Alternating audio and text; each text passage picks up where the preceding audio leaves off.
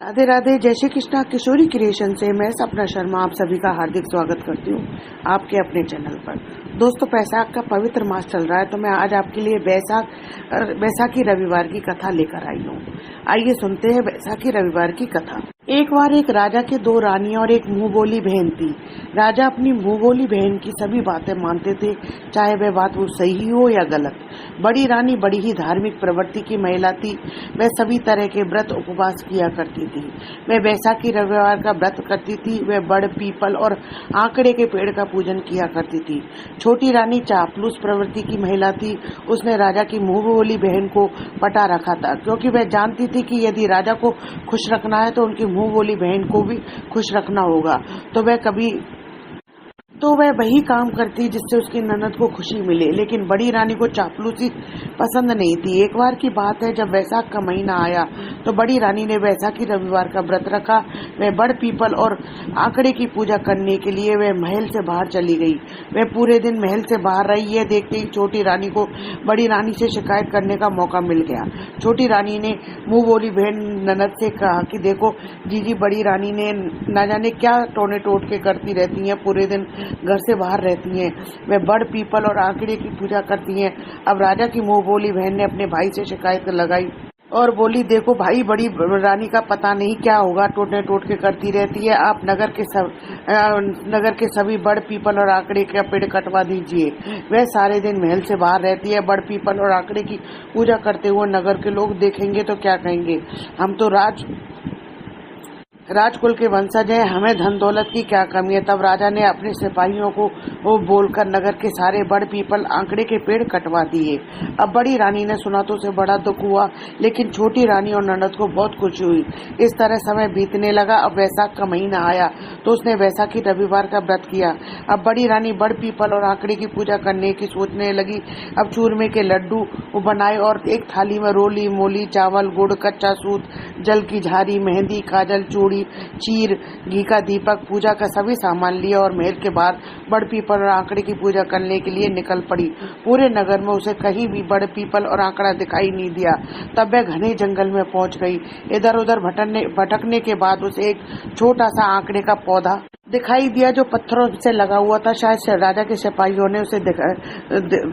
सिपाहियों को वह दिखाई नहीं दिया, इसलिए वह बच गया। अब बड़ी रानी बहुत खुशी हुई और उसने वहीं बैठकर आंकड़े के पौधे की पूजा करी। उसने आंकड़े के पौधे के पास एक छोटी सी तलाई बनाई और उसने जल की झाड़ी उड़ेल दिया। उसने से चूरमा बाटी का भोग लगाया, रोली मोली, चावल चढ़ाया, सूत बांधा, मेहंदी, काजल लगाया, चीर उड़ाया और घी का दीपक जलाया। वहीं बैठकर बड़ी रानी ने राजा और प्रजा की खुशहाली की कामना की और फिर मैं महल में आ गई।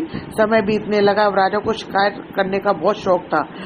अब राजा सिपाहियों और मंत्रियों के साथ घोड़े पर बैठकर जंगल में पहुंच गया। जेठ का महीना था, गर्मी पड़ रही थी। राजा हिरण की तलाश में घने जंगल में चला गया, लेकिन उसे कहीं भी कोई शिकार दिखाई नहीं दिया। अब राजा के अंगरक्षकों के पास भी जो खाने पीने का सामान था वह भी बहुत खत्म हो चुका था। राजा को बहुत तेज पानी प्यास लगी, साथ ही सभी सिपाहियों और मंत्रियों को भी पानी प्यास लगी। घोड़े भी भूख प्यास से व्याकुल और बेहाल हो रहे थे, भूख प्यास से व्याकुल और गर्मी से बेहाल हो रहे थे। तब राजा ने मंत्रियों और सिपाहियों को हुक्म दिया कि ऊंचे पेड़ पर चढ़कर देखो कहीं आसपास कोई जल का स्रोत है या नहीं, कोई तालाब, कुआं, बावड़ी कहीं मिल जाए तो पानी पीकर प्यास बुझाई जाए। अब एक सिपाही ऊंचे पेड़ पर चढ़ गया तो उसे कुछ दूरी पर पक्षी उड़ते हुए और जानवर चढ़ते हुए दिखाई दिए। तो सिपाही ने राजा से कहा कि महाराज, यहाँ से कुछ दूरी पर पक्षी उड़ रहे हैं और जानवर चल रहे हैं, हमें शायद वहाँ जल मिल जाए, हमें वहीं चलना चाहिए। तब राजा अपने सिपाहियों और मंत्रियों के साथ उस स्थान पर चला गया और वहाँ पहुंचकर देखते तो एक बहुत बड़ी तलाई थी जिसमें पानी भरा हुआ था और एक आंकड़े का पेड़ था। रानी ने वहाँ छोटी सी तलाई बना करके जल की झारी उड़ेल दी थी। उस वही आज एक तालाब में बदल चुकी थी। राजा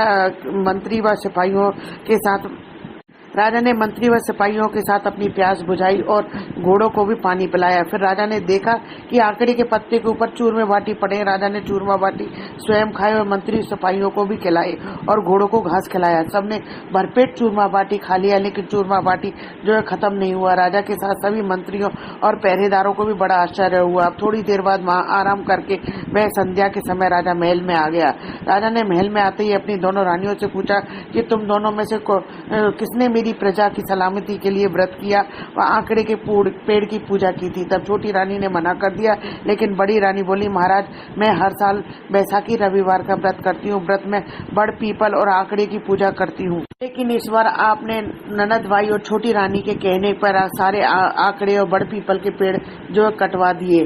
तब मुझे घने जंगल में एक छोटे आंकड़े का पेड़ दिखाई दिया। मैंने वहीं बैठकर पूजा करी और अपनी राजा और आपकी प्रजा की सलामती के लिए दुआ मांगी। उसी समय राजा को सद्बुद्धि प्राप्त हुई। राजा ने मुंह बोली बहन को उसके ससुराल भेज दिया और छोटी रानी से कहा कि तुम्हें भी बड़ी रानी से कुछ सीखनी चाहिए। उस दिन छोटी रानी को भी अकल आ गई। तब राजा ने पूरे नगर में ढिढोरा पिटवा दिया कि सभी बैसाखी रविवार का व्रत करें, बड़ आंकड़े और पीपल की पूजा करें। तो दोस्तों आशा करती हूँ आपको मेरा ये वीडियो पसंद आएगा। यदि आपको मेरा ये वीडियो पसंद आए तो प्लीज़ मेरे वीडियो को ज़्यादा से ज़्यादा लाइक और शेयर करें। यदि आप मेरे चैनल पर नए हैं तो चैनल को सब्सक्राइब करना ना भूलें।